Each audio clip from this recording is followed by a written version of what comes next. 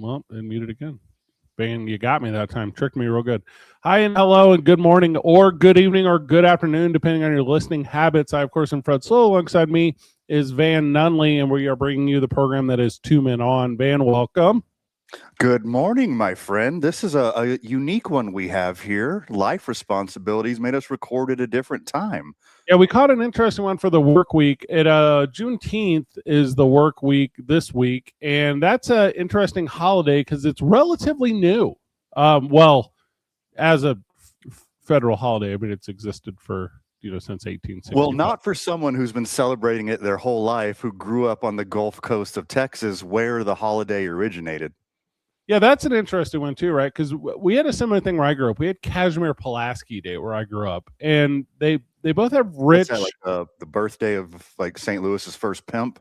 No. This is Illinois stuff. So I grew up in East St. Pulaski is a name, dude. Yeah, and I grew up in East St. Louis, as you're aware, and the history of Illinois could not be founded without the Polish. The Polish are such a gigantic part of that world and that community out there. And Kazimierz Pulaski was a Civil War, American Revolution, I'm messing it up, general who trained troops for... It's been a while since you learned it in middle school. Didn't have to. It was just always around. But Juneteenth proper as a federal holiday has only been around since 2021. And at the time, no one was working at that time. That was all COVID times. And then there does seem to be like a weird backlash, I guess, for it. I don't really know. I don't understand completely why people act like it's not a holiday. What? Juneteenth is not only a national holiday, it's a holiday in our family, as it is my mama's birthday. Oh, there we go. Shout out to Sandy K. Yeah, we grew up on the Gulf Coast of Texas. Like Galveston is where Juneteenth started and spread across the South. But growing up, we used to celebrate Juneteenth. Like everyone had the day off. Everyone went, to the park and barbecued. Everyone would have family parties. There'd be, parades and celebrations. And, the Moose Lodge or the Elks Club would, open up their swimming pool to everybody on that day. And it was a big deal. And then, moving from Texas, where I grew up, to New Mexico, where my family's from, it was pretty weird. It's like, it's June 19th. It's mom's birthday. Why isn't everybody celebrating today? Yeah. And I kind of had to learn, like, oh, this is just a holiday from where I'm from. This isn't everywhere. And then, fast forward 20 years. Thanks a lot, Biden. You gave us another holiday. Yeah, you're very correct on the analysis of it statewide. And I think it's relatively over. It's relatively, people are, but there's like sects that exist in the world of, it hadn't been a holiday my whole life, so it's not a holiday. There's this weird thing. Also, I don't know if everyone knows the history of it. It is the day that Texas, right? Am I getting this correct? So the Emancipation Proclamation finally reached Texas. Yes. And it had by way of a boat landing in Galveston Bay, Civil War soldiers alerting enslaved persons there about their freedom. And then that's when it spread throughout the whole South that, hey, new life for us now. Yeah. And then, so I guess that would have been, how many years later was it though? Because I guess I don't really know that, because I know it's from 1865. So I guess it would have been a couple years, right? Yeah. Oh, that's wild. Yeah. There wasn't Instagram. Abraham Lincoln didn't, pop on Truth Social and say, hey guys, take them chains off. How is it celebrated when you were coming up? Obviously the Houston area is incredibly different diversely to the region of New Mexico, right? Like, is it celebrated as like the longest running African American holiday there, the way that Kazimierz Pulaski was celebrated as the longest running, Polish American holiday in the country? Oh, absolutely. It was definitely a black forward holiday, but there's a lot of unity. in that part of the country. I mean, Houston and that part of Texas, dare I say, like it existed no matter what, but it's significantly less racist. It's significantly less segregated than other parts of the South. So there was like a unity of Houstonians. There's a unity of Texans to celebrate their history on that day that might be a little more divided in other places of the South than it was when I was growing up. Because, you know, as being a Black holiday, you know, everyone went to the park, everyone was having a barbecue, but, you know, it wasn't just the brothers, like everyone was invited and we like celebrated it together. Yeah, I'm looking. I just got the exact history of it because I was looking up the dates because I wanted to make sure. So obviously, 1862, the Emancipation Proclamation, and then like any law, they waited till January because, gosh forbid, you don't start immediately. So then 1863, that is freedom to enslave people in all of the parts of the Confederacy, right, including Texas, because that's why Oklahoma has the Panhandle, because Texas was so passionate about being racist. Like Texas yearned for slavery, so they gave away part of Texas to Oklahoma so that they could be undoubtedly slave eligible. That was their deal. No, Fred. It's not because of slavery. It's states' rights. States' rights. That's why. Yeah, that's why. Now, who has lied to you? Yeah. So then, all right. So I got it here. So so fast forward some, and it's not until June 19, 1865, which is by my count like 900-ish days. The Granger Order, right? So then, yeah, the North shows up and goes, "This is wild. You guys are still doing this thing we stopped doing years ago." Yeah, 2.5. Remember 2.5 years ago when we fought for this? You guys should start it. And Texas was doing their best to just put their hands over the ears. They were like, nah. Yeah. We have a different Bible here. Read this one. This is. I wonder when like the first slave owner in that area like heard about the Emancipation Proclamation in 1862. Like, it ain't starting until January. Yeah. Oh man, we're working these boys. Yeah. But then also like everyone in town was like, "Hey, what if we just like don't say anything?" Yeah. Like, hey, they don't know, Rick. Yeah. Keep going. Their names aren't Rick though. Their names are. They're like way more terrible than that. They're old southerny name. Jubilee. You go, what? That's a lady's name. I'm sure, Candy. Keep going. Yeah. My name is Austin.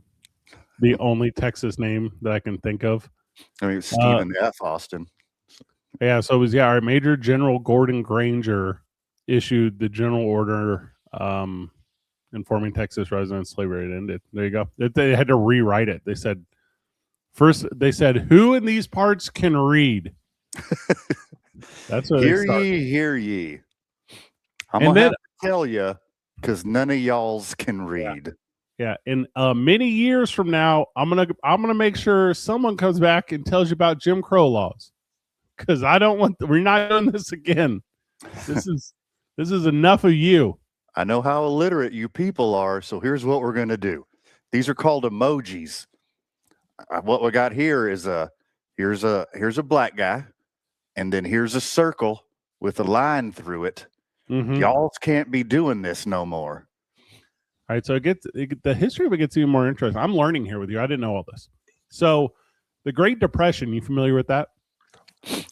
Yeah. Used to be medicated for it. Now I just kind of like exercise and eat right.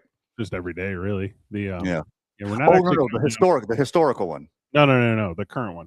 Oh, and because of it, you look back to like maybe one or two small moments of glimpse of hope in your life, and then you realize how naive and stupid you were, and understand that it's the absolutely worst that it could possibly be with all given options, and that there's no yearning at all to improve it. That's what I'm talking about. That, man.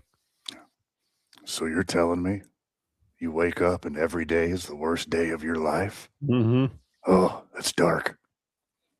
So it's just the truth, man. So, all right. So the Great Depression, cool. So the Great Depression hits, and farm work in Texas super changes. So now, because after slavery, don't think that slaves just stopped working on farms. They started getting paid a wage that wouldn't support them fight enough, so that Sure. they were indentured to their the wage slavery. So a lot of black people off farms moved into the cities to find work during the Great Depression, Van. And then the Texas, and those people couldn't get Juneteenth off because workers' rights did not exist. But Henry Ford changed all that up, kind of. Also, probably did not celebrate Juneteenth. So, he definitely did not celebrate. Definitely did not. So the Texas State Fair starting on June 19th, or was at least operating on that day, and that was a way for black peoples of Texas to celebrate the holiday, creating like a revival of it. And then in 1938, then Texas Governor James Allred, he issued a proclamation. I'm going to read it to you, okay? Because I guess the state fair was drawing like 200,000 people to celebrate this thing, and that's a lot of people even today. But back in the day, it's like double a lot of people, right? Sure. All right. There's a word in here I can't say, so I'm going to change it up a little bit, okay? So, whereas the black population is the word I'm going to say, in Texas state, observed June 19th as the official day of celebration of the emancipation of slavery, whereas June 8, 1965, blah, blah, blah, blah, blah, blah. And this happened in 1938. So there you go. Isn't that crazy? And then Joe Biden put it worldwide, or countrywide, I guess. Yeah, an incredibly important part of American history that the majority of this country grows up not learning about, not knowing about, until it's made into a holiday, and then two podcasters learn about it on the spot. I think I learned about it officially, and maybe I knew of his existence, but I think in the middle 20 teens, the late 20 teens, I don't know which, it got added to my Apple calendar, like by Apple. And I was like, oh, what is this thing? And then that's whenever I was like, time to dive in, which obviously I didn't dive in as extensive as I thought it did, because maybe I thought it was like a holiday pageant or something. I have no idea. That would be a good name for a holiday pageant if it wasn't already a 200-year-old holiday. In one state. In one state. Yeah. And now the country. And a 3-year-old holiday for everyone else. Well, you showed me yours, so I'll show you mine, okay? So, Casimir, Michael, Waldley, Slaw, Whitcore, Pulaski. Too many names. That's serial killer stuff. Casimir's, Mikhail, Waldy Slaw, Victor, Pulaski. Anglicized to Casimir Pulaski. Waldy Slaw goes really good with a nice pulled pork sandwich. The first letter is a K in his name, but in the American one, it's C. So how many K's total? The 1. Oh, okay, good. 2, because there's one in Pulaski. Yeah, he got close. All right. So in the American Revolution, which I talked about, so he was the Polish nobleman who was he had a bloodthirst, Van. Yeah, he thirsted for blood. Okay. And did get him some. Yes, in a lot of ways. So as you recall, Benjamin Franklin was known for traveling abroad. Are you familiar with that? That's not what he did to broads. Okay. So he had spent some time in the Europes, and in the Europes, he met the Casimir Pulaski, because the Casimir Pulaski was a Polish nobleman we already mentioned. And he was an American, or excuse me, he was a soldier in the Polish army, but Benny Frank was like, hey, you come over and we'll just make you a commander, and you can, during the American Revolution, you can lead like our horse troops, because we're relatively new to, well, number one, America was relatively new to horses, but also relatively new to having their own army, and the Polish have been doing it forever. So he kind of had the tricks down, right? Yeah. Also, horses not native to North America. I don't think people talk about that a lot. Oh, I do ad nauseum. Okay, so You see me at the corner of a bar. Shut up about horses, Van. yeah, yeah, yeah. You know they're Spanish, right? You just whoever's bringing it, they go, hey, this the secretary was yeah, she was Yeah. brought over against her will on a ship. We Her used to feed family horses potatoes. You know what else isn't from North America? Potatoes. big. Get out of my bar. So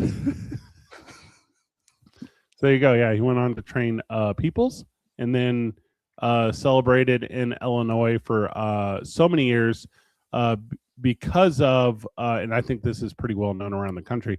After World War II, I get not just after, but the leading up to, the during, and the after, the Polish community that moved to Chicago, not just Chicago, like Chicago, Detroit. There's a ton in Detroit. Yeah. Those peoples moved to America and established huge communities. So Kashmir Pulaski Day was celebrated in Illinois and some other places. It's the first Monday of every March. In school districts, we get the day off. There you go. There's also a huge like bronze sculpture in Milwaukee, because I know it's like huge up there too. So there you go. Yeah, it's like the Polish triangle: Chicago, Milwaukee, Detroit. Like 90% of America's Polish population lives right around there.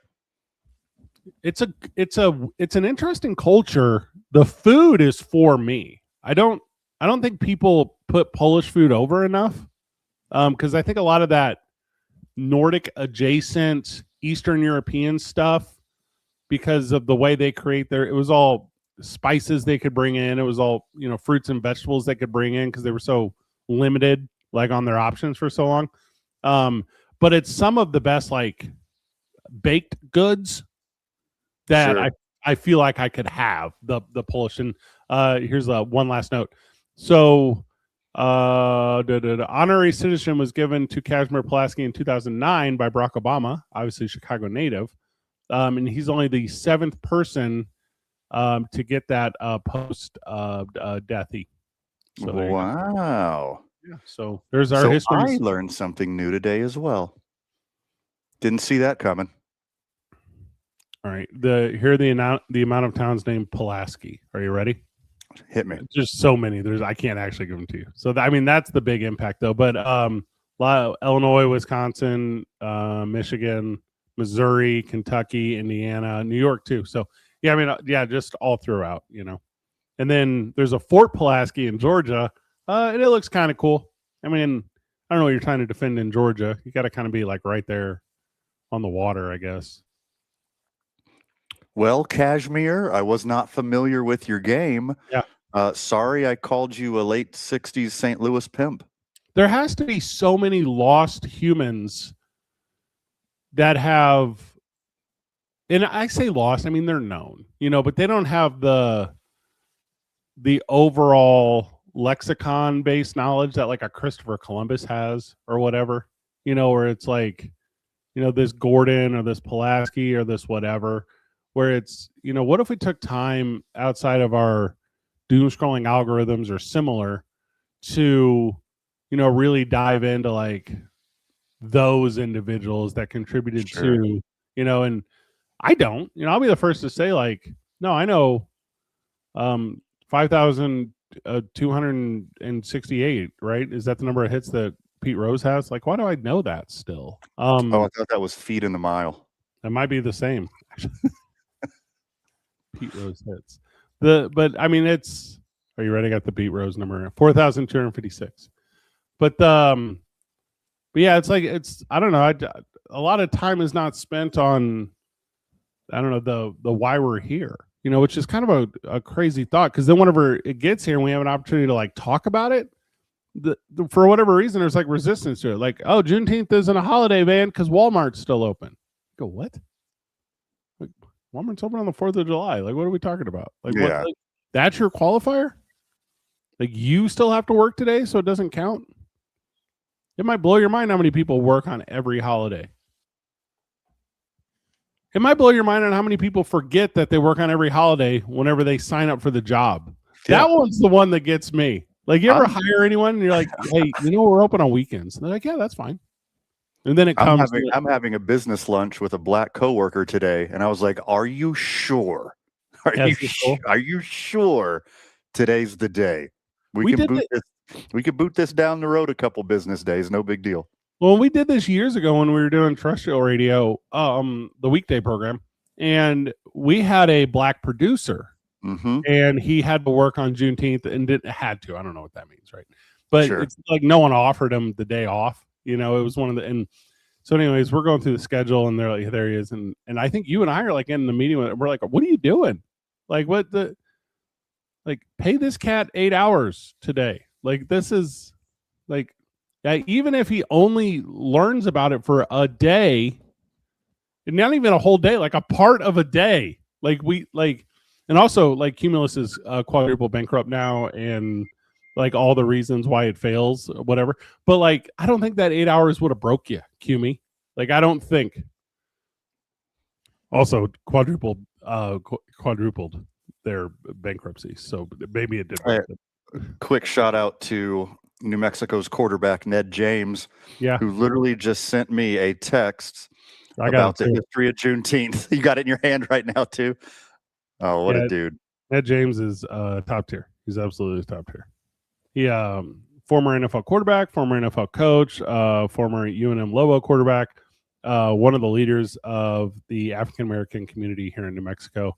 Also, he set us up with like tremendous speakers and community engagers, and he's a guy who gives us stuff. We got to step away so we can come back. There are more jokes on this program. Also, U.S. Opens this weekend. We're going to talk about that quite a bit. The World Cup's going on, so we're going to go sports heavy as well. Also, I think we've talked about this before, and we're going to dive deeper into it. I'm so good at sports betting that it's making me a little nauseous. I don't like that it's a viable option for me.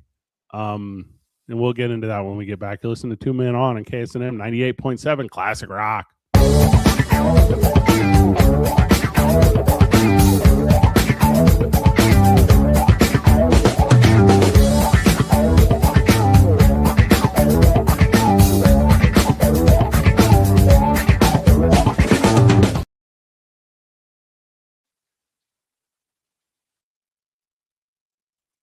Welcome back to the program. Welcome back to 2 Men On. I, of course, am Fred Slow. Alongside me is Van Nunley. And as close as we've ever been to the weekend audience we are right now as we're recording on Friday morning, Juneteenth, we're having a lot of fun giving a quick history lesson of what is yesterday if you're listening terrestrially, and if on the podcast, no difference to you. Well, I mean, could be listening to this weeks, days, years, centuries into the future, and you didn't know about Juneteenth, so you're welcome. Yeah, now you know, because it was abolished by your current president, Barron Trump. Correct. Yeah, that's what happened to you. That sucks. Who recently just took over for Don Jr. Yeah, and is moved the White House to a small island in Albania. Traditionally, when his family has access to a small island, cool things happen. Nothing can go wrong when you have your own island. Should be fine. We discovered it. We were on a friend's yacht. We discovered this island.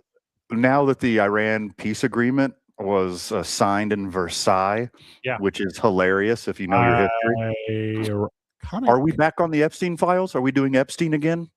Are we doing Epstein again now that the war's over? No, gas dropped below $4. We're cool. Now that the Trump-Epstein war is over, can we do the files again, please? How can we talk about the Epstein files when all I want to do is go peel little pieces of paint off the bottom of the pool in Washington, like at the Washington Monument? How can we do that, Van? I want to go in there the way I did when I was a kid, and I would peel glue off the palm of my hand. I want to go to the Washington Monument reflecting pool, and I want to peel little shards of paint that is coming off the pool. I learned a fun thing this week about the reflecting pool, how you have to add a bunch of chemicals to the water so it makes the top of the water heavier so it doesn't lose its reflection in the wind. Yes. That's a real thing I never knew. So I think I've talked about this publicly. I have a degree in pool. Roman's brother, Kazmil Polanski. I learned that today. And I learned about the reflecting pool this week. I'm learning a lot, man. It's never too late. You can teach an old dog new tricks. There's a couple problems with pool management, man. And I'm not trying to like flex on us with your pool cleaning knowledge. But, okay. So if you're getting your water from the Potomac, right? That water that's not treated water. Disgusting. You could just say disgusting. Yeah, right. So if you're going to bring it in, you have to treat it first to the pool, because otherwise you're going to get all the stuff that comes in. And I don't just mean like fish and poops. You know what I mean? Like you're told to dissolve solids, and you're going to get like all these weird bacteria, and you're going to get so long story short, and they don't have that treatment system. So they regularly, and I only know this because like I'm not allowed to talk about the Epstein files. I have to talk about the reflecting pool, which is crazy. Sure. So anyways, and that's so much water, but it's only like this deep. And if you're on the video, you're like, okay, that's not very deep. But if you're listening, you're like, I'm like, not the length of your iPhone.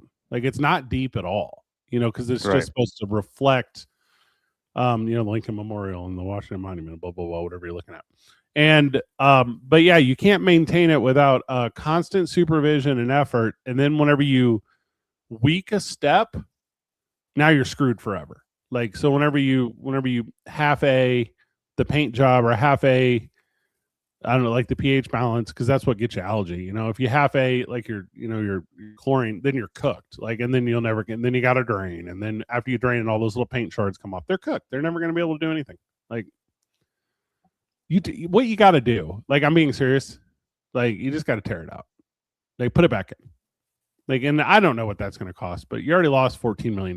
That's literally a sunken cost because it's just sunk into that water, and then. Yeah, and then you got hippies running through the pool all the time, like trying to find their boyfriend who's up on stage giving a Vietnam anti-Vietnam speech. Like that happens all the time too. You think that's all the time? Yeah. I saw it once in a documentary. This girl named Jenny. I don't think it's I think it has happened.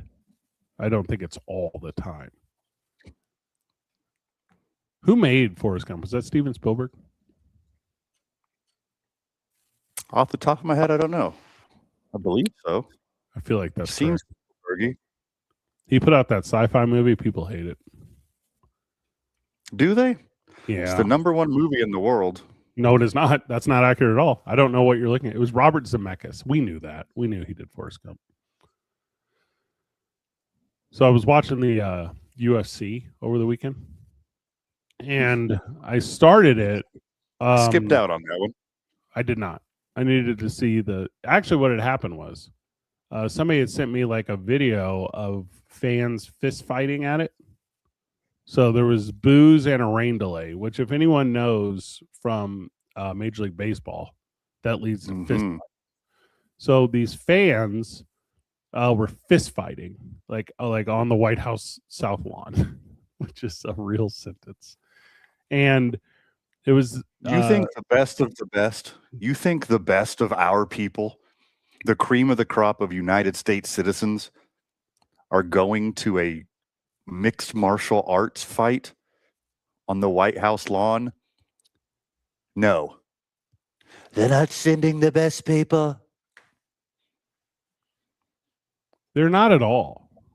And they were like, hey, there's a handful of people who don't really want here. They still showed up. Like, that's how bad. Oh, yeah. Like, they couldn't figure it out. And then Conor McGregor, who's not American, like, at all. So that he was like, hey, I'm going to do an interview with Joe Rogan. And then I'm actually going to promote this next event. And you go, there's laws against what you're doing. Like, you cannot do this promotion. Like, you cannot do this. And then Sean Strickland, who, by the way, is crazy. He was like, I'm going to show up. And I guess some fans had constructed, or a promoter constructed like a pro wrestling ring outside of this. I'm not joking. This is all real. Mm-hmm. And he's like hopping in the pro wrestling ring, like cutting promos on everything, and then all of they're not even Secret Service. They're like guys in like green, like ice vests. I don't know what to call them. They like rush him and take him out, but the way they take him out is like similar to the way when Donald Trump was shot. There's just multiple camera angles, and it's like edited. By the time I get it and the audio is perfect, and I go, everything's a work. Everything is currently a work. Like there's nothing that's not a work. Like what is the point of Sean Strickland has been crazy long before the brain damage. Way before the early onset CTE, that was an insane person. And it's no surprise insane people do insane things. He was probably upset, like him being a Trump fan, that he wasn't involved in the festivities. So he, air quotes, snuck in, made an ass out of himself, and was escorted out by, dare I say, way too much federal security. Like there was like 20 cops around him walking him out. Like it takes two guys, one on each side. It takes two dudes for one guy. Even if you're an MMA fighter, they have automatic weapons. You're going to be fine. You don't need to put 24 dudes on one MMA fighter to escort him out. You need to do the security.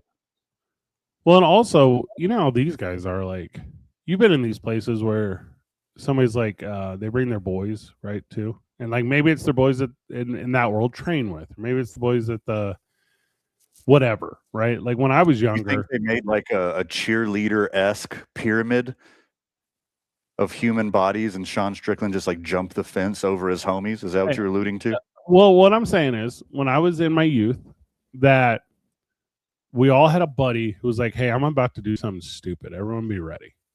Like Sean Strickland seems like he has You're more sitting across from him right now. Yeah. Sean Strickland has more of the everyone be ready guys than anyone else. If they're like, hey, if one bouncer comes at me at this club, everyone rush them. And that's and somebody listening is like, that doesn't happen, Fred. I'm like, I assure you it does. Like that is and if that bouncer is stupid enough to have his wallet in his back pocket, he gets robbed. Like that is a real thing. And I mean, so I do kind of get that. Also, show of force. We're the South Lawn Police. Like what? Sean Strickland. So I'm watching. That's the point I'm trying to get. I'm watching. So I'm watching because the Knicks are better than the Spurs for 2.5 games, winning a 7-game series. So the Knicks lost those games. The Spurs lost them. That's not the right now conversation. But as I'm watching this UFC thing, it goes to rain delay, man. So it goes to rain delay. So that's when I get it, because it's not going to restart until after midnight in the mountain. And none of these people want to be there, right? So I get on the sports betting, and I'm like, unders. Like unders on punches, unders on rounds, unders on... I'm like, because these people are tired humans, and you're still going to allow this to happen? Like, is there no... And so in my head, I'm going, do I have sports beat? Am I the guy that knows on like travel days, on games after travel days, that you take the under on every... Am I the only human in the world that bets on failure? Like, is that why sports betting is so profitable? Because idiot fans bet for success? Do you know how hard success is? Bet to failure, Van. You bet for every game and team to start slow. You do it. A basket in the first 3 minutes? I don't think so. He's not even warmed up yet. Under. Like significant strikes in the first round? Under. What's that? He's gonna one under par at the U.S. Open. Do you know how hard that is? Over.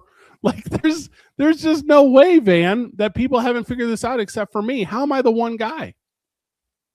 Well, some 4D chess here. I bet against you succeeding at betting, and you just blew your cover right now. All right. So you giving away your secrets on betting on failure. Now everyone's going to do it, and now they're going to change the odds, and now you're going to fail at doing it. No. So I'm the big winner now. So now everyone's going to win because they vote for their favorite. I bet against your failure. They go, No, I got a guy who's I saw him one time play a game and score 50 points, so you can score 50 points every time. No.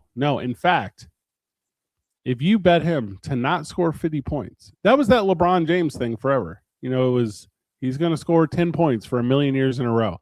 And you go, cool, that is correct. Like that's a real easy bet. Like you keep making it. And the one time you missed 2,000 games later, you missed it once out of 2,000. Like you did pretty good. Like you find a thing that's consistent and you ride that thing until it breaks. I think I have the thing right now. Like I think I have the World Cup thing, except for Messi scoring a hat trick in Kansas City, which, by the way, coolest thing ever. Like, but he's Lionel Messi. Like he's the guy. Like if I have to look up who this player is that's expected to score 7 goals in the World Cup, it's more likely that their team loses and they don't get out of the round. Like they don't get out of group play. Guys, do that. Also, don't listen to me. I cannot if you're a person who's trying to find an angle and bet, I'm not the guy. Like, don't tune into Freddie. But I'm not making money here, man. Like, it's going okay in my sports betting world. Sports betting is getting so insanely popular and so insanely accepted to the point, as a people, we're inventing new ways to gamble. Yeah. The poly market bets. Crazy. Like group betting, your Kalshis, your poly markets, your all that new kind of betting stuff where it's just a community of people with an accepted pool of odds, and you take the middleman out, you take the casino out, you take the gambling app out of it. That's crazy that we love this so much as a people. We're inventing new ways to do it thousands of years after it started. Human species have been gambling since before written history. Yeah, you're correct. This is one of the first things we ever did as a people. That started to gamble. But and here we are, rock. thousands of years later. It's a regulated industry. And someone's like, you know what? This isn't enough. Let's invent a brand new way to do this. DraftKings is in all 50 states now. That's part of their advertising thing. Like, that's their deal. I just pulled up the one I use. I have the one I use right here. And so I've been doing this new angle where I find baseball games, which, by the way, I don't know if you've ever looked at standings in any division outside of the NL Central. They're all 500. Like, teams just are not pulling away from other teams. So I'm looking at one right here. Chicago White Sox and the Detroit Tigers. Okay. So Detroit is favored by group consensus as a 66% favorite, Van. Okay. 66%. Now, when I bought this thing this morning, it was 69%. Nice. So I took the White Sox at 31, right? Because it's for real. I know actually it's 50-50. Like, I'm not confused on what it is. Now, here's the interesting part about the one I do. Halfway through the game, the White Sox, who I put effort on, they will take the lead at some point. They will tie the game at some point. They will do a thing to propel them to a higher percent. Well, in this futures market, you say, well, just cash out then. As soon as it hits 50%, just take your winnings and then walk away. No, I didn't win the $1 billion that I'm promised with this super bet, but I am going to get more, like, isn't that the goal, to get more? Like it would be so incredibly hard for any team to score an insurmountable amount of runs in an inning to start the game to keep the opponent from getting above 30% opportunity to win a game. It just doesn't happen. But like, somebody out there is like, I'm going to ride it to the end and I'm going to get that big payoff. And you go, why? Take a regular payoff now and then stop watching. Yeah. You know how hard it is to score on Tariq Skubal? Yeah. They just propelled their odds into the stratosphere. Take it and run, baby. WNBA is really good for this one too, because they're always within a basket of each other at the end, and you're like, okay, like I'm telling you, dude, I've broken it. Like I think I could quit my real job and my hobby job. I think I could be that guy. Like I'm there now. I'm a professional. your professional gamblers, like they're not winning every single bet they make. They're making so many bets in bulk and they're beating the percentages. If you can get 55% right, that's slightly better than a coin flip. If you consistently get 5% over dead even and you have enough skin in the game, you can be a professional gambler. It depends on like your start. Like how much, like what do you? Because I'm not like if I bet over $100, like that's the most money I've ever bet. You know what I mean? I'm like a $10 guy. Like I'm like a $5 guy. Because it keeps me like interested. I guess I don't know what to say. Because it's a lot of people have the doom scroll. A lot of people have the hey, I'm gonna up and down my social media feed, and I'm gonna feed my Farmville, and I'm gonna uncrazy my birds, and I'm gonna chop my fruit or whatever. Like I think this is the one I have. Like if I were to pull up my screen thing, it's like, what do you spend the most screen doing? Oh, like clicking my fictional money, which is actual money, and a more fictional money that I sometimes PayPal out to myself and then can't quite figure out the taxes on.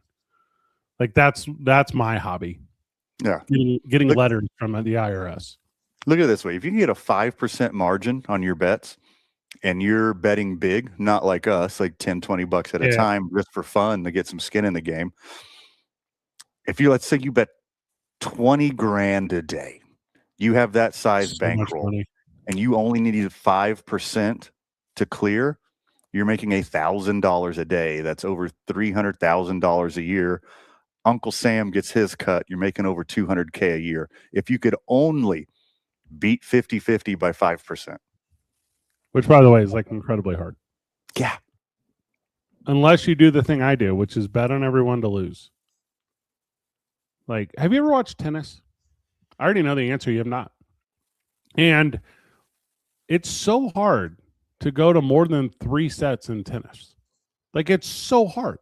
Like, once you get down, you're like, oh, I don't want to keep. I'm already a loser. I lost the first set. So hot outside.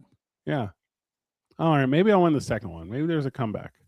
Maybe I'll win the third one. But you don't. You just give up. Like that's for other professionals. They try really hard. No, they already got paid from Equal or Nike or whoever is their. Yeah.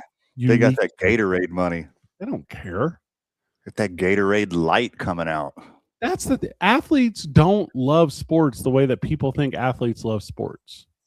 Whenever the White Sox land in Detroit for this series, the third baseman, or I don't want to name a position because you're going to look up a guy, a player on the team doesn't go straight to the team hotel to go to bed to get ready for the game tomorrow. He's got a friend he grew up with in town, or he's got a side piece, or he's got a family. Yeah.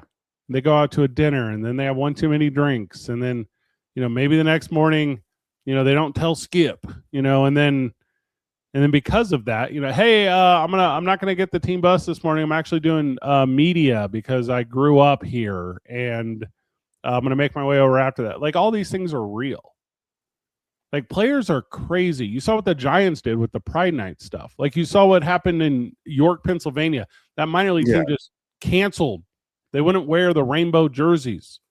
Like dude, these aren't. The Giants pitcher put a Bible verse from Genesis on his hat that says God invented rainbows.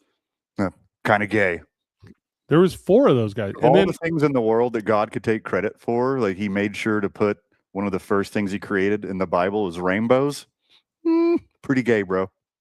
I'm looking up the name of the team. I'll make sure I have this right here. So the York Revolution from York, Pennsylvania, they canceled their Pride Night game because the players refused to wear the jerseys with rainbow sleeves. Like these are the people that you're calling good quality humans. Yeah. Who do you think they voted for? Yeah, figure it out. We got another hour of this when we get back. We come back with the U.S. Open. You're listening to 2 Men On 98.7 KSNM Classic Rock.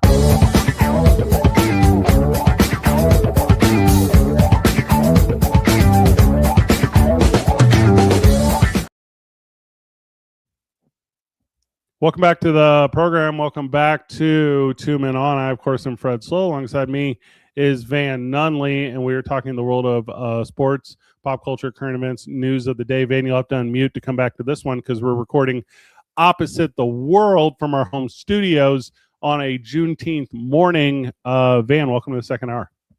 Feels good to be here. I wanted to touch on something real quick from the last segment, and I think you're dead on about athletes not being the most passionate about. Like, there's an overwhelming majority of athletes who are just there to do their job. Mm-hmm. Not everyone is Kobe Bryant with the Mamba mentality. Not everyone is Shohei Ohtani, who has a plan step by step to be the greatest baseball player in the history of the sport. Most of these people are just dudes. They're just like regular ass people who ended up being good at a sport and they did it as a career. And then they have a ton else going on. You know what I mean? Like family and hobbies and interests, and they want to go hunting and they want to go play golf. Like their whole life isn't swinging a stick at a ball or putting the ball inside of a basket. Well, and the money comes so much earlier now too. You know, it's like you don't have to play into your third contract to get a living wage like Charles Barkley did. You know, you get it. You know, Fernando Tatis Jr. is a real good example. You can get life-changing money as a teenager. Yeah, it might end up costing you in the long run, but you can get that immediately. The kid from the Bears that just retired from the Indiana Bears, the lineman Allman, is that his name? Allman? Like, he got that $44 million off his first deal, and he was like, "I'm actually good." Yeah. No, I know. I went to the Pro Bowl. No, I know. Like I'm guys. All Pro Bowl. Yeah. Yeah, I'm good. Yeah, and then my favorite example of all time is Anthony Rendon. Yeah. Right? He was an all-star a couple times. He won a World Series. He got the bag, and then he fell off the face of the earth. And people are asking him, like, you know, what are you doing to try to get that spark back in your game? Like, don't you want to be in the All-Star again? He's like, there's way more important stuff in life. I got a family. He's like, I'm generationally rich now. You think I wake up every morning thinking about this? He's like, no, I'm going to do my job. I'm going to clock out, and that's it. You know how much money I spend in Sky Mall? Yeah, sure. Like, guys, I'm good. Yeah, I bought Sky Mall, the company. Yeah, the whole publication. And then you end up with other guys where it's, you know, because it's all PR, right? Like it's all PR. So you make it look the way you want it. Aaron Donald's a good example. Played defensive lineman for the St. Louis and Los Angeles Rams. Yeah. And he retired relatively young. And people are like, you won a Super Bowl. And, you know, he's going out on top and this and that and the other thing. And, like, in my head, I'm like, he definitely failed a drug test. Like, he definitely. What's the real story? Sure. Yeah, something was going to happen to where he was cooked. For some reason, he was like, well, I'll just walk away and look like a hero for a little bit. You know, I'll be that guy. You know, then there's. And then the crowd's like, well, he's a winner. I'm a big fan. So he did the thing that I morally think is best. And then you find other teams with franchises that literally harm like their players, right? Like I'm still in the NFL in this example, but like Andrew Luck, you know, like Andrew Luck couldn't for literally the life of him get the Indianapolis Colts to put money into players that would keep him safe in front of him. Like that was not a thing they were willing to do. And he was like, then I have to quit. Yeah. Guys, I have to quit. You're hurting my brain. My brain's more important than your 4-12 season. Is that right? 4-12? That's got to be close. But like, it's just went to the playoffs one time. Had the second biggest comeback in NFL playoff history. His team wouldn't do it for him, and he's like, "Well, then I'm leaving." What's the cat that you always thought was a Pro Bowler and I told you it wasn't? The linebacker from the Carolinas. Kuechly? Yeah, Luke Kuechly. Luke Kuechels? Yeah, he retired at like 28. People are like, what? He's like, no, guys, brain. Cannot stress this to you. I want this brain when I'm 60, 70, 80 years old. Like, I don't want it just until my 40s. And fans are like, it's not that bad. He's like, I actually spend my whole life around these people. I see them all the time. Yeah. Yeah, I know how incredibly bad it is. Yeah, I follow Antonio Brown on Twitter. I can see how bad it is. Excuse me. Air quotes, Luke Kuechly. And then you go to the opposite and Bo Jackson, right? So a lot of people are like, hey, Bo Jackson's the he one of the top whatever running backs all time, this, that, the other thing. And I go, oh, you never got 1,000 yards. Yeah. Like he had a cool poster. Yeah. He had a really cool football card where he had shoulder pads and a baseball bat. Hey, the scale that you think he did. Football is the important one. It's the tough one. Baseball sucks and it's soft. Well, Bo Jackson was way better at baseball than he was at football. And it was cool that he got the opportunity because he was Heisman good at football. So that tells you how good he was at baseball. And then you go, but it literally ripped the quads off of his body. Like, I mean, that and severe misdirection from medical professionals. Like, it ripped the quads off his body, y'all.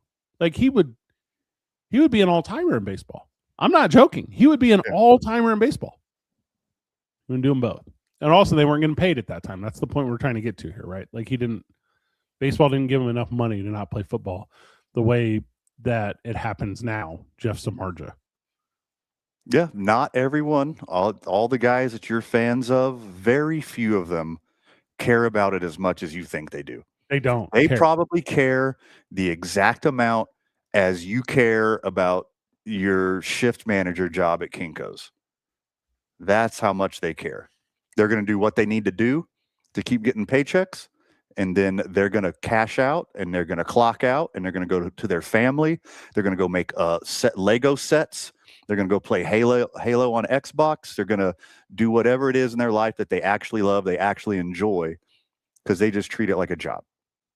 Well, and the parts that they care about, I'm about to get super into some stupid stuff. Like, Tom Brady didn't care about, and he's the guy, right? Played longer than anyone and won more than anyone. He's the best one at that thing. His passion wasn't down in distance at practice. His passion was recovery. His passion was nutrition. His passion was like all the preparedness that isn't what you identify as the game of football. You know, his passion, Peyton Manning's passion is not yelling at Jeff Saturday on the sideline. Peyton Manning's passion is watching more film on his own team than the other teams. Like that's what I think fan doesn't get, is their passion is different, because you have obsession of the game. Like, they have passion of everything that surrounds the game. The 30, well, I guess, well, let me do the math right. The 25 days of the month that aren't the football game. Yeah. And you're giving examples of the best of the best. Correct. You're talking about the habits of the 1%.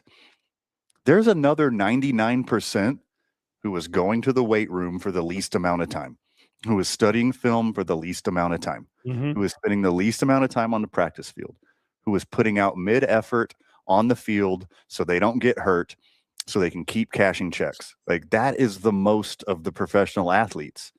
Sometime in their youth, they figured out they had the genetic code to do this, and they started doing it, and they got good at it.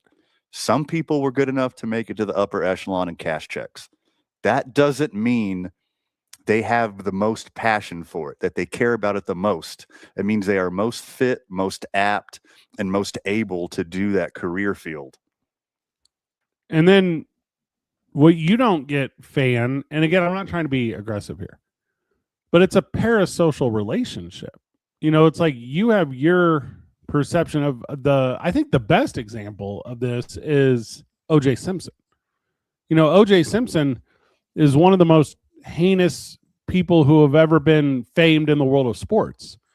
And when he does the things he does, proven civilly, not criminally, the amount of fans that put flowers and posters and showed support if the internet had been more prominent at that time than it currently is, you know, hashtag Go Juice, you know, would have been the thing, you know, at the time. And he's aware that you don't know.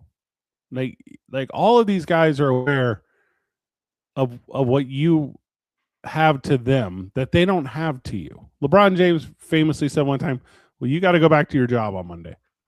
And like, they all think that, you know, D. Gordon wins part of a batting title a couple of years. Do you remember this story? We've talked about this. Is one of my favorites. We have, yeah. It's a great story.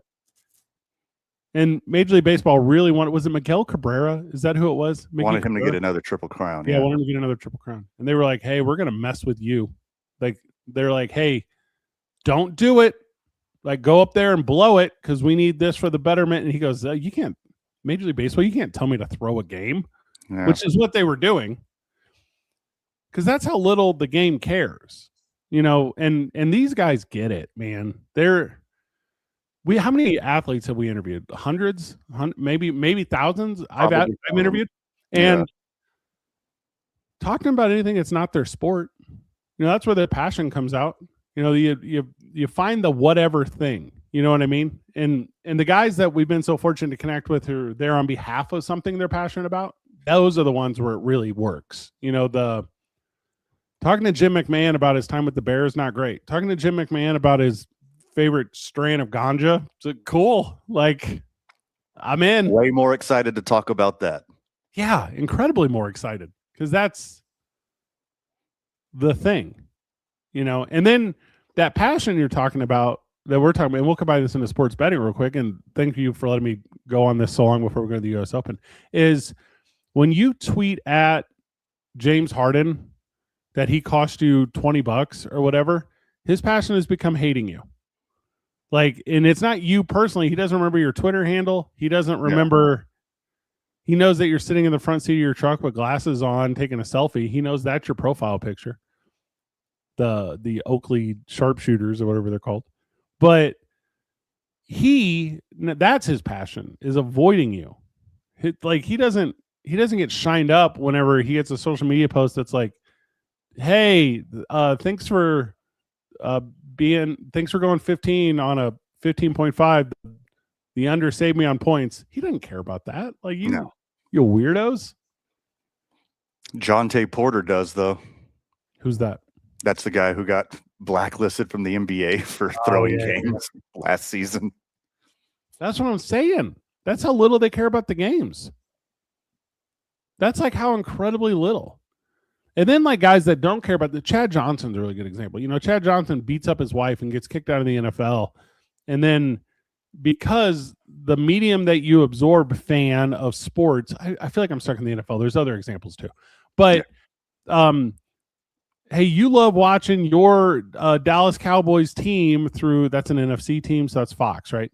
Through Fox. Hey, well, luckily, Fox doesn't care, so they're going to hire this guy who publicly beat up his wife and got kicked out of the league to tell you about it and why you should care. So you become a fan of his, and I go, why are you doing this to me, Fox? That's a bad human. Like, I don't.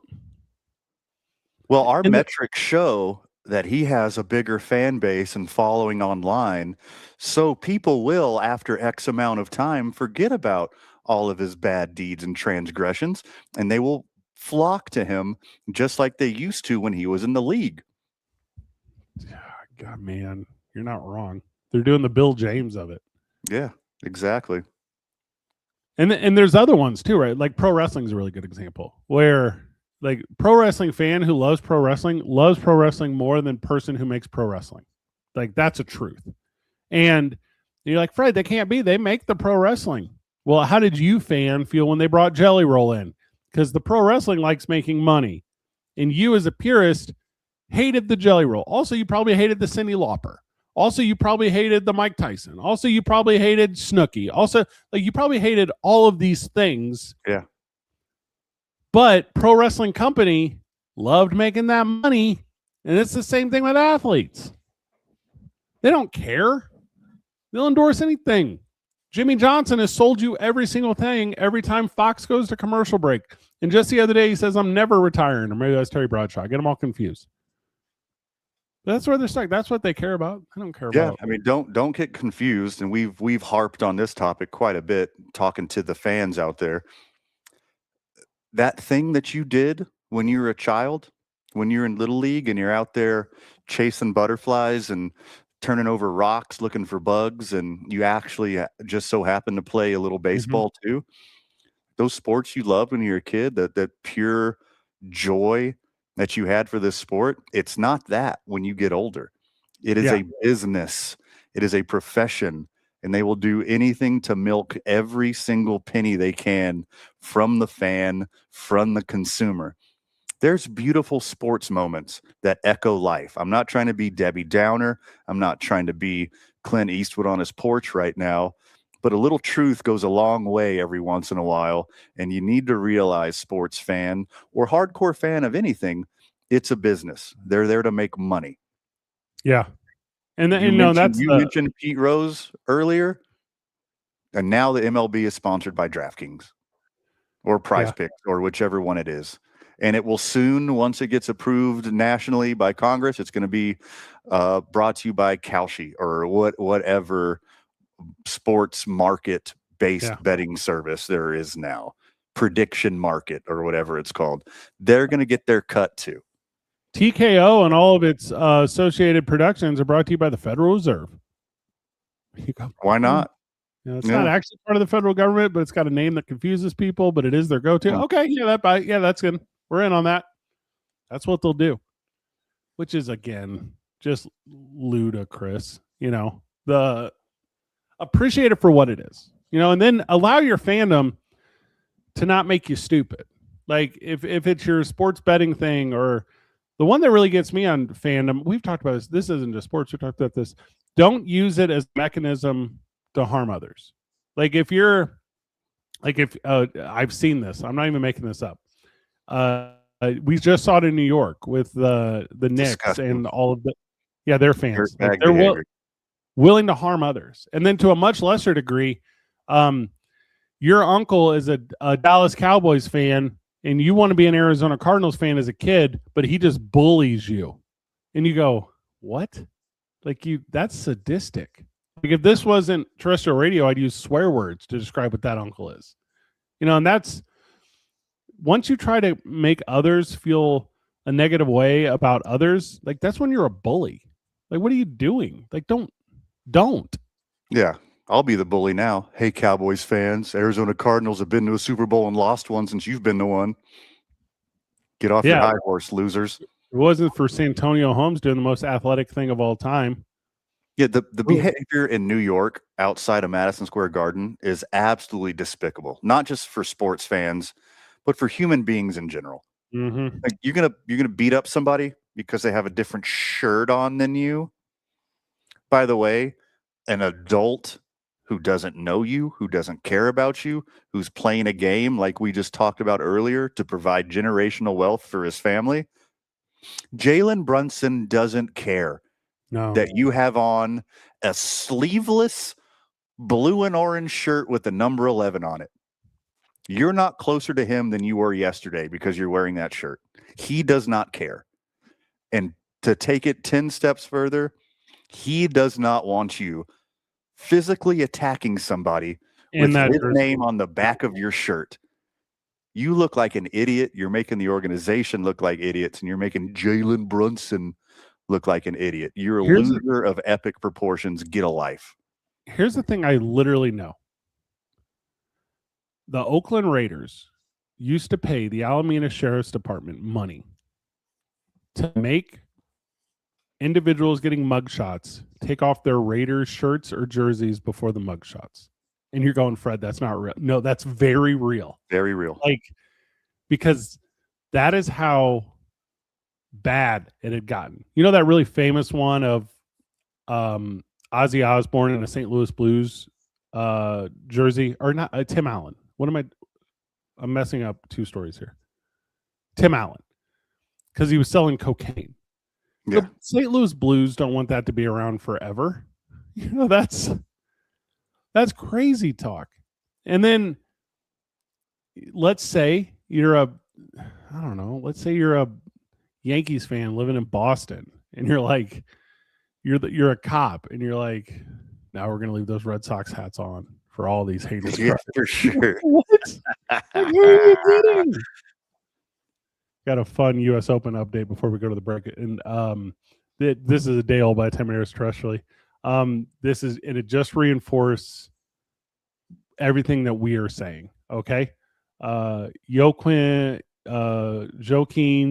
Niemann, am I saying it right? Joaquin Niemann. Sure. All right. 2-stroke penalty for throwing his club after a bad shot at the U.S. Open. Love it.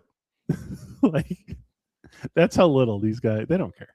Like, he made it to the U.S. Open. He's gonna be able to get free drinks at his bar in his hometown forever. He already did it. Like, he's found the value. God, can you imagine? Play like you played on Monday, like the worst round of golf of your entire life, and I got to watch it. I was so happy. I Well, was not so of my happy. entire life, because I used to be way worse.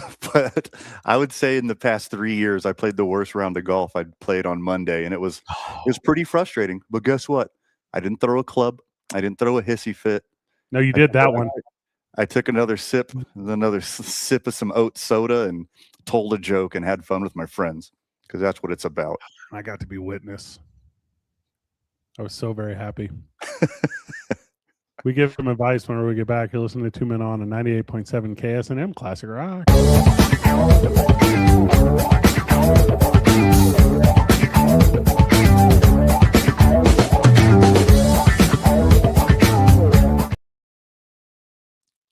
Welcome back to the program. Welcome back to 2 Men On. I, of course, am Fred Slow. Van Nunley is on the other side of the internet from me as we're recording in an off hour. It is a Juneteenth morning recording for us.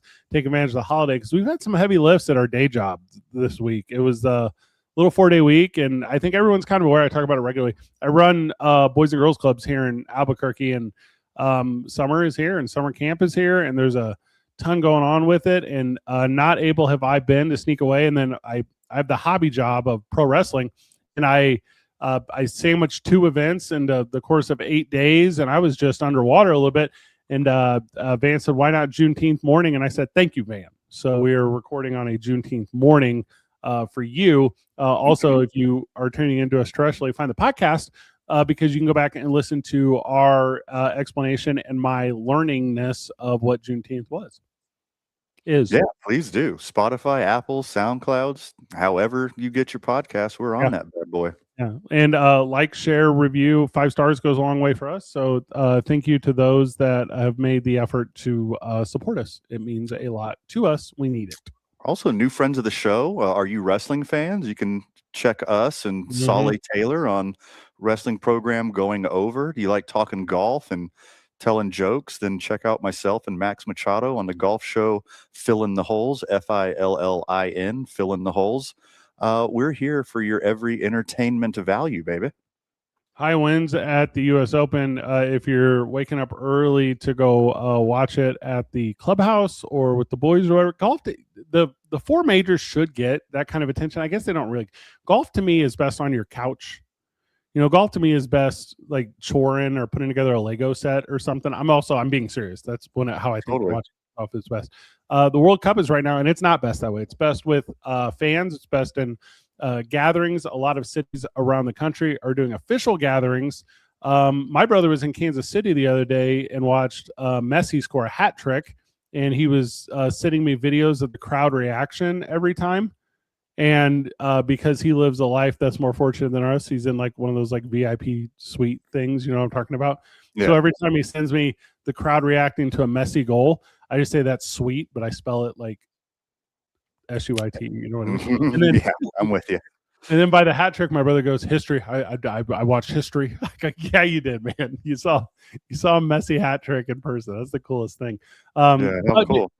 Yeah, but yeah, find a watch party. Like if you're whatever country you're a fan of, a bar or a gathering. And like I said, for Team USA, lots of municipalities are putting together. I know the city of Albuquerque is doing them for Team USA. I know Las Cruces is doing some.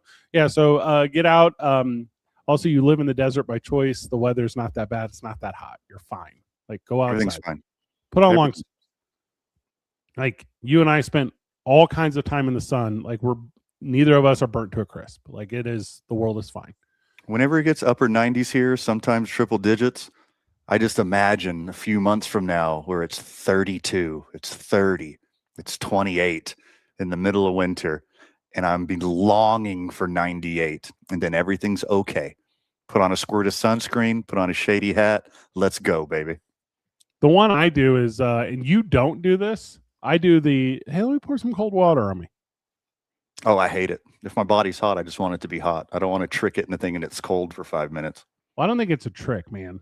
Like, I think it's like, oh, it's a little respite. You know, it's like I'm withstanding, but I'm not actually.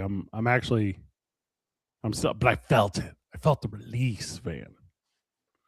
It's like days gone by, like when I used to be cooler. Like I Well, can feel my human form, my body took hundreds of thousands of years to develop so I could yeah. sweat and get out of the heat. So I'm not going to mess up the process that my body's been working on generation after generation since we crawled out of the oceans.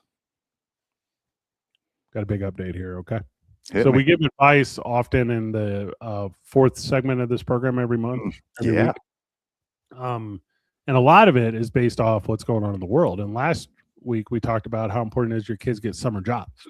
Mhm. That was our venture. I got a little critique to it. Okay. Everything we said about summer jobs, forget. Okay. Everything we told you last week about you should go be a babysitter. No, because you're just in the mix with everyone else. Here's what you should do. You should be a- Trail Fred on Cowshoe. Yeah. Well, there's that. Bet against Yeah. the Just players, tail me not on it. for them. You should become a nostalgia babysitter. Okay. Now hear me out. So Okay, I have no idea what this is. I'm excited. I know. So I just came up with this concept. So Okay. everything you do moving forward, you need to say, hey, my name's Van Nully, and I'm a 16-year-old girl, and I'm excited to babysit your kid. And by the way, we're not babysitting in 2026. We're babysitting like it's 1996. That's right. I got a copy of The Little Mermaid on VHS, and I'm bringing over Candyland. And I also have some thread and needle and some popcorn, and we're going to put together little necklaces. And this is going to be experience they get. We're gonna put out a candle on the mantle for Tupac. Okay, well, okay, that was what you did was a very end. Yeah, and we're gonna navigate around Monica Lewinsky talk, but we're not actually gonna say what we're thinking. Yeah, you don't do that part. Like that part Sure. you leave out. But so instead of charging your $40 or whatever you charge to babysit, you can double that, Bubba. Yeah. You bring in nostalgia babysitting, like you know, people do like 80s night or 90s night or 2000s night. That's what you do. We're doing 90s night babysitting. We're doing 90s lemonade stand. We're doing 90s whatever. Like that is the new move, Van, because of how obsessed people are with nostalgia, the ultimate drug. All right. You're on to something here. I know. This is a great idea. It will work, but there's some caveats here. You're selling this idea to the parents. Yeah. Because old people care about nostalgia. Uh-huh. The people we've been talking about on this program who are starting to slurp up late 90s and early 2000s trends and fashion and entertainment, they don't know that they're doing it. The people in their 40s and 50s who lived through those times, they're the ones who are craving nostalgia. You're throwing the nostalgia birthday party. You're doing nostalgia babysitting for the parents. I'm going to tell you why it's not going to work. Because your baby sitting, that little baby don't care. That baby don't care about when Baby One More Time came out. That baby's not going to learn the Backstreet Boys dance. They don't care about any of that stuff because they're a baby. They want Paw Patrol and to play games on their tablet and for you to leave them alone. You're very wrong. They don't care about the 90s. Hi, Mr. and Miss Herrera. My name is Van Nunley, and I'm a 16-year-old girl. And you may be able to tell, because I'm here to babysit your kid, that I have two sets of rollerblades, one over my right shoulder and a smaller set over my left shoulder, because I'm taking your kiddo rollerblading today as a babysit. And then you make all the money. Hey, Mr. Garcia. My name is Van Nunley. I'm a 16-year-old girl. And it's June 19th, and I have to babysit while you're at work because your work doesn't recognize the federal holiday that's Juneteenth. And you're wondering what's in my backpack? I brought a slip and slide. Like that works, Van. That's double the money. All right, rollerblades have always been there. Slip and slides have always been there. If you're going to throw like a full-blown 90s or early 2000s nostalgia party, that's one thing. But like turning the water on a slip and slide, that's universally awesome Not to happening. a baby. to an infant, to a child. That's cool for me now. And that's what you're doing. You get me a Costco-sized bucket of lube, and you don't even turn the water on that slip and slide. We slip and lube. Now we're talking, baby. All right. Name an age of a kid real quick. Name an age of a child that needs babysat. 6. All right. That's a good one. That's a very good age. Okay. Hey, Mr. Ramirez, my name's Van Nunley. I'm a 16-year-old girl, and I'm here to babysit today. And I'm so very excited because we're building forts with couch cushions. That's what you do. Universally, you're saying universally awesome things, not nostalgic things. These things aren't happening today. Couch forts in the 1940s. Are we having a 1940s party? Hey, Mr. Candelaria, my name's not going to be allowed to the party. Hey, Mr. Candelaria, my name's Van Nunley, and I'm a 16-year-old girl, and I'm here to babysit today. And I was just wondering if you could send little Lydia over Red Rover. That's what we're doing. That's what you're selling to the. Hey, give me an older kid. Give me like a 10-year-old kid, and you're like, hey, Mr. Garcia Parra, my name's Van Nunley, and I'm a 16-year-old girl, and I'm here to babysit. And on my way over, because I walked or rode my bike, I found a lot of empty parking lots and cool wooded areas that we can go explore. That's what we're doing, Van. Like, and that's how you're going to get the kids to make the money. All right. I do agree. I know, it's so good. This is a good idea. Yeah. And if you're babysitting, you should always make it a special event for the child, because it's a one-off situation. It's different from their day-to-day norm. Mm-hmm. You should make it awesome and entertain these kids. Yeah, but there's any number of ways to do that besides making it nostalgia. The kid doesn't know what nostalgia is. The kid doesn't know what 1990s are. They just know they want to have a good time. They're going to talk about rollerblades. They're going to talk about slip and slides. They're not going to talk about where we had a fake trial and put her stuffed animal into an impeachment process. No, that's not what they're talking about. That's not what they're going to talk about. We're not doing that part. Like, that's not the part we're doing. Like, the part we're doing is, hey, Mr. Perez, my name's Van Nunley, and I'm a 16-year-old girl, and I know you might be wondering what's in my backpack. It is a Stretch Armstrong. That's what we're doing. Like, yeah, I also bought a Red Ryder wagon, and inside of it, there's an easy bake oven, and I'm excited for us to make a mess in the kitchen. And then which generation are we doing? Because you're now you're reaching here. You're bouncing around a little too much for a generation. Good ideas. Yeah. Hey, I have so many more. I'm not going to stop. Please call me a 16-year-old girl and say a Spanish last name. I think this whole segment has just been a bit for you to call me a 16-year-old girl and say every Spanish last name you know. Honestly, I'm here for it. Hey, Mr. Baca, my name is Van Nunley, and I'm a 16-year-old girl. And on the way over here to babysit your kid, I stopped at the flea market, and I bought a pack of 1992 Fleer baseball cards, a complete set. And we're going to go through all of them and build the ultimate teams. Like, that is a good – that's how you make your money, kiddos. You got to upsell nostalgia. Hey, you're selling cookies at the farmer's market? No, not cookies today. Cookies 90s. You put frosting on them to make them look like Barney or whatever. Like, that's what works, man. Like, that's the plan. Make that money.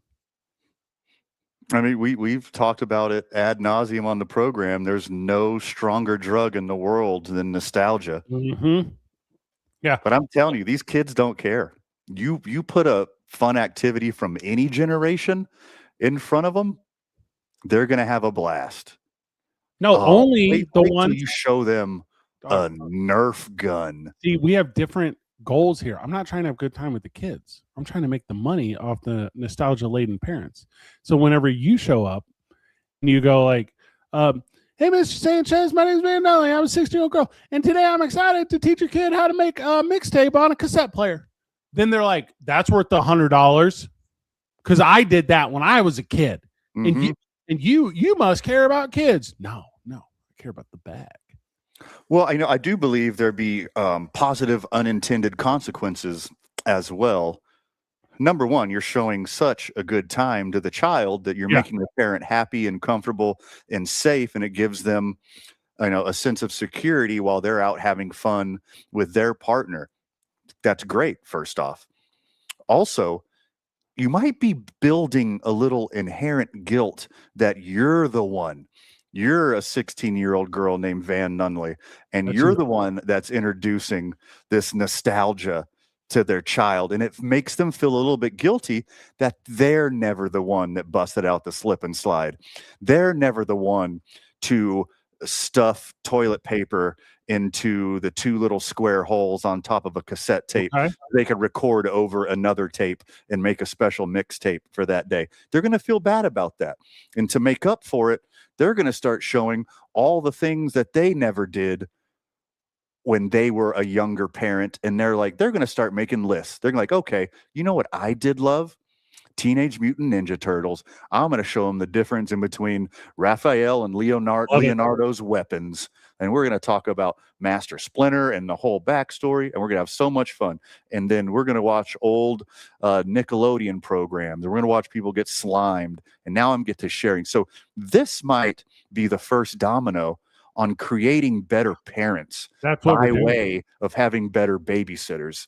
Fred, you criminal mastermind, I think you're actually onto something. I'm the Arlo Guthrie of this. I've started a revolution. It's a movement, Van. Also, these people you're talking about, this resistance to nostalgia, which, by the way, doesn't exist because it's actually not resistance. It's envy is what it is. I'm starting block parties. I'm putting up signs. I'm saying, hey, you do got to pay to get in. Like, you got to pay to get in. Because this N64 station with GoldenEye and 4 controllers, it didn't come free. Okay. But I'm setting up all these things at my block party park bonanza 90s extravaganza with an X on there somehow because it's extreme. Like that's where you get those folks, man.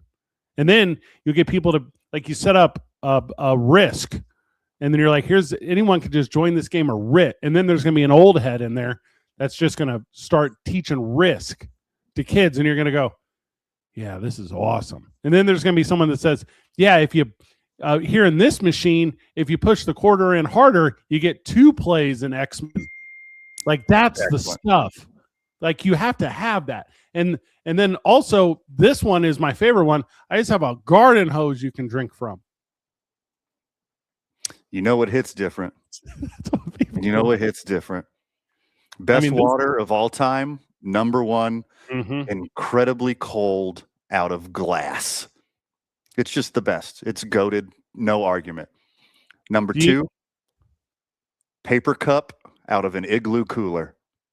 You push that little plastic spout and it goes into your little throwaway paper cup. Hits different. You know, number 3. Oh, go ahead. When the edge of the hose is warm and you turn it on, you got to let it run for a second. And the second it gets cold, you push that cold stream up against your mouth. Yum, yum, yum, yum. Yeah, that one's good too. These are all good. That's one, like, all of these things work. And that's why we're giving individuals the chance to really maximize their income young. And then you take that and you tail me on my sports betting. You have an adult do it because you're too young. And then before you know it, you're sitting pretty money-wise. Because you've exploited. Yeah, also early. Yeah. Because you're quote unquote helping kids because you set up wrestling on a trampoline. No. Yeah. No, what you're doing is you're exploiting their parents who are addicted to nostalgia. It's a gimmick. This whole thing's a gimmick. Kids, you got to start working now. Save that money now. Because when you're getting older, there's no Social Security, there's no safety net for our society, and there won't literally be any jobs left because it's all going to be AI and robots. So you better figure it out early. Also, all this stuff we're talking about, like in a non-punchline kind of way, like these spaces aren't inviting the kids anymore, which is crazy. Like I'm about to say something that's not a punchline. If you go down to like your Muni Rec Center, like it's not overrun with kids the way it was when we were younger. It's overrun. It's overrun with people one generation older than us that call the police when they see too many kids gathering in one spot because they think there's something nefarious happening. Like these things we're talking about need to exist so that fellowship and camaraderie can exist. Also, like, I don't know how much time you actually spend with kids right now, but I kind of spend a lot. hashtag kids these days, you put them in a room to hang out, they don't interact. They just put their back against the wall and stare at their phones. Like that's their unfortunate. Yeah. If you like, and again, no punchline, but if you, friend of the show right now, go to your kid and you're like, hey, you guys can have the camper in the backyard, you know, for the night and do whatever you want. And then you go and check on them. You're like, what are you doing? They're like, just hanging out on our phones. You know, there's no childhood. That was a dark sentence, what I just said. Yeah. Do you know what you kids should do? Like, be careful, but here's 8 M80s. If you dump these bad boys out, you can make one big bomb. Stick that bad boy in an anthill. You got to get about 50 yards away, but light that bad boy and run. I'm going to show you the playbook, kiddo. When I was a kid, I used to separate my friends into 2 categories, pickup sports and Lincoln Logs. And I had to learn them like through those 2, like, which ones are you good at? You could teach kids to like be productive members of society and have fun. Like, hey, kiddo, you and your friends go around the whole neighborhood and pick up all the trash and then come back here and set it on fire. We could do both. Why not? Hey, I'll tell you why not. Because someone will take a video of it and then it's all cooked. Like it's Good. all Get to be that kid forever. Hey, I'm babysitting all the kids on the block today. And what we're doing is changing flat tires on bikes. And in my head, I'm like, that's a good idea. And then all these parents are going to go, my kid doesn't have a bike. They don't even know how to ride it. I'm like, that's dark. It's so dark. That's so dark. You know what that was when I was a kid? Was there was a generation above mine. So this is my parents. And they didn't teach kids my age, my peers, how to swim. And I think that for some reason, well, you grew up on the coast. I bet it was a little bit different. But where I grew up, it was, for whatever reason, you don't put your kid in the water. I learned to swim in like a river. You know, I mean, it's not like I didn't go to like a swim thing or whatever. But yeah, kids today not being able to ride bikes is as alarming to me as when I was a kid and it was kids that didn't know how to swim. Because they're just things you should inherently learn. Those are 2 of those things. Like, you're being failed if you don't learn those things. The allergies are getting Van, which means we're getting to the end. If you got 2 words left in you, Van, give them to me before we cut this one loose. Thanks for hanging out with us, y'all. Appreciate you so much for being with us, and see you next week. For Van Nunley, for myself, Fred Slow. Good job, everyone. Keep breathing.